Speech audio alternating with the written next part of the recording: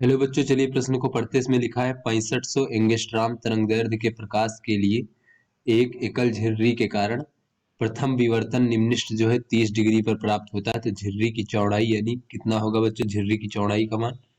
तो चलिए बच्चों इस प्रश्न की मूल अवधारणा को हम देख लेते हैं। बच्चों इस प्रश्न की मूल अवधारणा में हम देख लेते हैं कि जो निम्न विवर्तन में बच्चों निम्नलिखितों की जो स्थिति अगर थीटा है बच्चों, तो निम्नलिखितों के लिए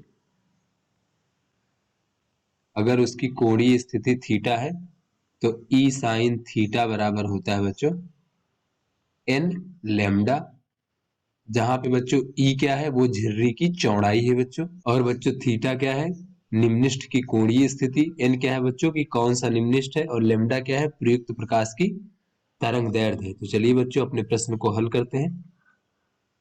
तो बच्चों यहां पर कहा जा रहा है कि प्रथम विवर्तन निम्नलिखित अर्थात बच्चों एन का मान 1 है और वो है 30 डिग्री पर प्राप्त होता है, यानी बच्चों थीटा का मान, कोणीय स्थिति उसकी कितनी है, 30 डिग्री है। तो झिर्री की चौड़ाई क्या है, यानी बच्चों हमसे ई का मान जो है पूछा जा रहा है।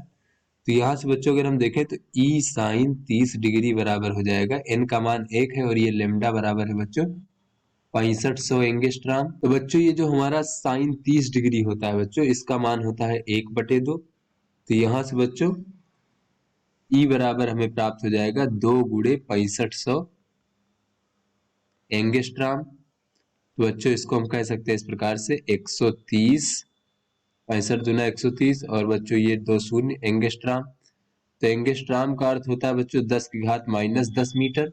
तो उसमें से बच्चों 10 की घात 3 अलग अलग हो जाएगा बच्चों, तो ये हमारा हो जाएगा ई बराबर, या फिर बच्चों अगर हम इसको कह सकते हैं 1.3 गुणे 10 की घात -6 मीटर। तो बच्चों ये 10 की घात -6 मीटर को हम माइक्रोन भी कह सकते हैं। तो ये 1.3 माइक्रोन हो जाएगी हमारी झिर्री की चौड़ाई। तो चलिए बच्चों अपने विकल्पों को देखते हैं। तो बच्चों ये जो हमारा सी विकल्प है ये हमारा सही विकल्प है। तो आशा करते हैं आपको समझ में आ गया होगा। धन्यवाद।